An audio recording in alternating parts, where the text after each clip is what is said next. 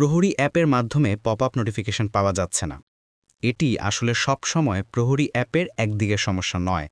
অনেকের ফোনের সিকিউরিটি প্যাচ এবং অ্যান্ড্রয়েড ভার্সন আপডেটজনিত কারণে বেশ কিছু ফাংশনে চেঞ্জেস চলে আসে, যার প্রেক্ষিতে অনেক ফাংশন হাইড এবং ডিঅ্যাক্টিভেট হয়ে যায়, যার কারণে অনেক সময় গ্রাহকরা নোটিফিকেশন পান না।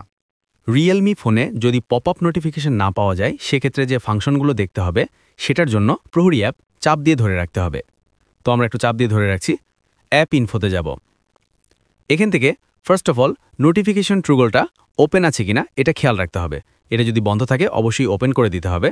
তো এখান থেকে ব্যাকে চলে যাব। পরবর্তী ফাংশন হিসাবে আমরা যাব অ্যাপ ব্যাটারি ইউজেস নামে যে অপশনটা আছে এইটাতে।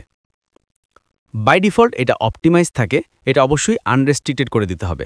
তবে রিয়েলমির অন্য ভার্সনের ফোনগুলোতে কিন্তু এই ফাংশনগুলো এখানে নাও থাকতে পারে, অন্য কোনো নামেও থাকতে পারে এবং অন্য কোনো জায়গাতে এই অপশন থাকতে পারে। তো সেটা খেয়াল করে আপনার আনরেস্ট্রিক্টেড করে দিতে হবে।